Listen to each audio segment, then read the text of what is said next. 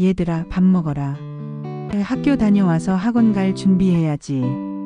수십 년간 제 입에 붙어 살았던 말들입니다. 아침 일찍 일어나 밥상을 차리고 아이들 등교 준비를 돕고 학교에서 돌아오면 간식에 숙제 봐주기까지. 제 인생의 가장 큰 역할은 엄마였습니다. 하지만 이제 아이들은 모두 장성하여 각자의 삶을 살아가고 있고 텅 빈 집에서 저는 문득 큰 허전함을 느꼈습니다. 이제 뭘 하지? 라는 질문이 머릿속을 맴돌았습니다. 처음에는 이 허전함이 불안으로 다가왔습니다. 친구들은 벌써 등산 동호회에 나가거나 그림을 배우러 다닌다고 했지만 저는 선뜻 용기가 나지 않았습니다. 내가 과연 뭘 할 수 있을까? 뭘 좋아했었지? 오랜 시간. 저 자신을 잊고 살았던 탓에 제가 무엇을 좋아하는지조차 가물가물했습니다. 그러던 어느 날 우연히 텔레비전에서 한 할머니가 도자기를 빚는 모습을 보게 되었습니다. 흙을 만지고 빚어내는 그 모습이 너무나 평화로워 보였습니다. 나도 저런 걸 해볼까? 라는 막연한 생각이 들었고 그 순간 가슴 한편에서 잊고 지냈던 작은 설렘이 피어올랐습니다. 가장 먼저 시작한 것은 산책이었습니다.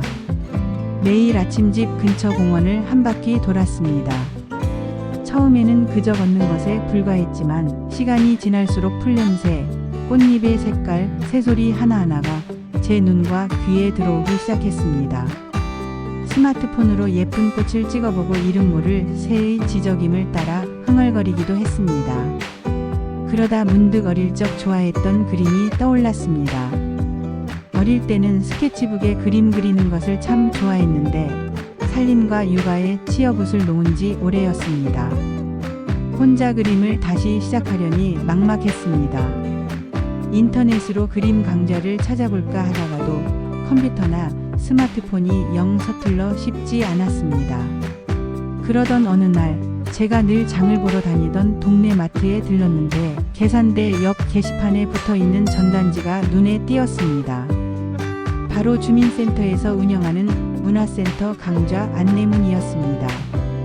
붓글씨, 요가, 노래교실 등 다양한 강좌들이 있었는데 그중 제 눈을 사로잡은 것은 바로 수채화 기초 강좌였습니다.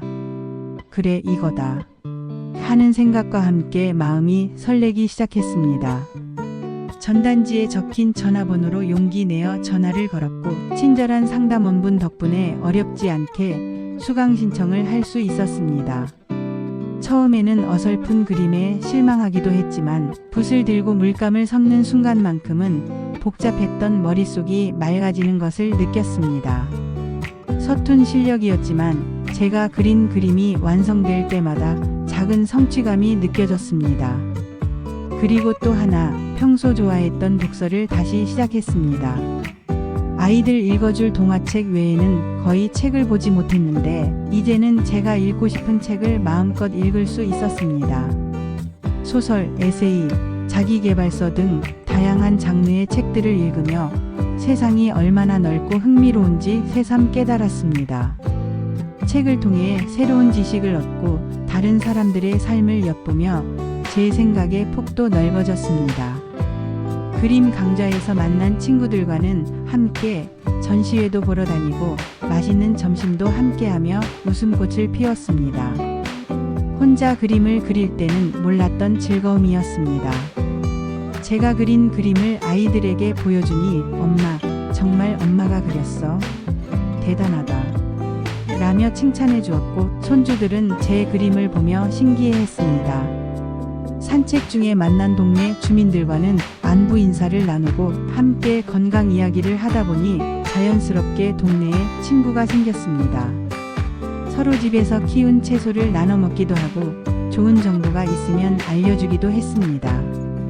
가장 놀라웠던 것은 제가 좋아해서 시작했던 취미들이 저만의 울타리를 넘어 다른 사람들에게도 즐거움을 줄 수 있다는 사실이었습니다. 제가 그린 그림을 동네 카페에 작은 전시회 형태로 걸어두었는데 많은 분들이 예쁘다고 칭찬해 주셨습니다.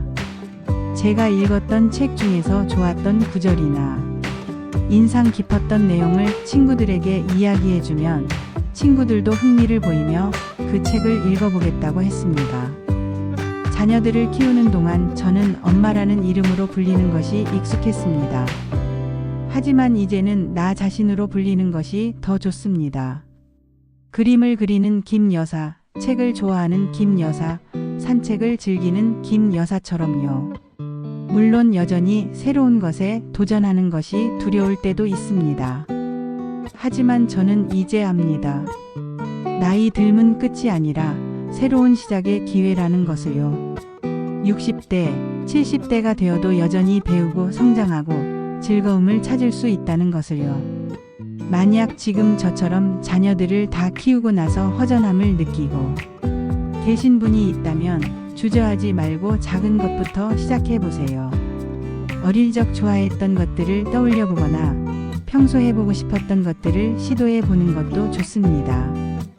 당신 안에는 당신도 몰랐던 무궁무진한 재능과 열정이 숨어 있을지도 모릅니다.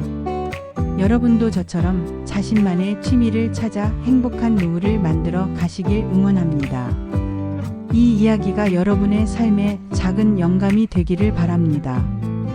오늘 이야기가 좋으셨다면 구독과 좋아요를 눌러주세요. 감사합니다.